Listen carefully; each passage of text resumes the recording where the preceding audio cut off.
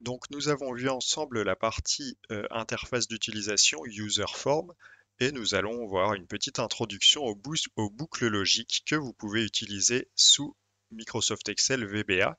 Donc en fait je vais retourner ici dans mon user form et à chaque fois que je vais cliquer sur le bouton valider la saisie, je vais venir enrichir légèrement la programmation qui va se situer ici même.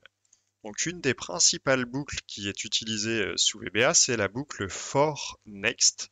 Donc c'est-à-dire, je vais faire un exemple, ça sera plus parlant tout de suite. Donc for i égale, eh bien par exemple 1 to 10. Donc pour i allant de 1 à 10, eh bien je vais faire une action et à chaque fois je vais dire next i. Donc on passe au prochain i, donc on va faire une boucle qui va faire si i est égal à 1, on réalise une action, si i est égal à 2, on réalise une action, etc., etc., jusqu'à i égale à 10.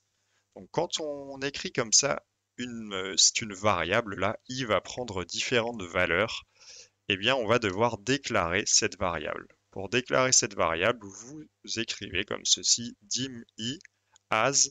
Et donc là, vous avez différents types de variables. Je ne vais pas forcément aller dans le détail de ces types de variables. Quand ce sont des variables numériques, eh bien, dim i as long ou single peut très bien fonctionner la plupart du temps. Donc là, ce que je vais faire, c'est, voilà, comme ceci, je mets un petit décalage grâce au bouton Tab de votre clavier. C'est voilà, une manière de faire quand on programme pour que ce soit lisible, on va dire. Et donc, je vais tout simplement dire pour i égale 1 jusqu'à 10, eh bien, je vais aller écrire dans la feuille, l'onglet VBA, les cellules A and I. Donc en fait, ici, je vais écrire dans la cellule A1 lorsque i sera égal à 1, A2 lorsque i sera égal à 2, A3 lorsque i sera égal à 3, etc., etc. Donc on va constater ensemble ce que cela va réaliser. Donc je reclique sur mon bouton, cela m'affiche mon petit user form et je valide comme ceci. Et en fait, donc là, on va constater, donc là il y a un petit décalage, c'est juste de la mise en forme, comme ceci. Pour i égale 1 à 10, eh bien, l'interface d'utilisation me permet d'afficher la valeur que je saisis à l'intérieur, comme ceci. Donc vous voyez, à chaque fois, eh bien, l'interface va écrire sur i égale 1 à 10 sur la feuille VBA, eh bien, le chiffre qui est saisi à l'intérieur de mon interface d'utilisation. Donc ça, c'est une chose, et je peux très bien dire, eh bien, par exemple, admettons que je souhaite mettre un incrément. Comme ceci, je peux très bien écrire textbox 1 value plus 1, comme ceci. Et bien, à ce compte-là, eh bien, je vais écrire, si j'écris 1 ici, vous allez voir qu'à chaque fois, il va écrire 2 à chaque endroit. Si j'écris comme ceci, plutôt que d'écrire plus 1, j'écris plus i, eh bien, il va ajouter, au début, il va ajouter 1, puis ensuite 2, puis ensuite 3, puis ensuite 4, de manière assez logique. Donc, c'est 1 plus i, donc 1 plus 1 plus 2, 1 plus 3, 1 plus 4, etc., etc. Donc, on peut arriver à faire des choses calculatoires un petit peu plus complexes. On peut faire des choses même bien plus complexes que ça, bien évidemment. Donc ça, c'est la première boucle que je souhaitais vous montrer. Une deuxième boucle qui est très utilisée, c'est la boucle if and if. Donc, je vais l'écrire.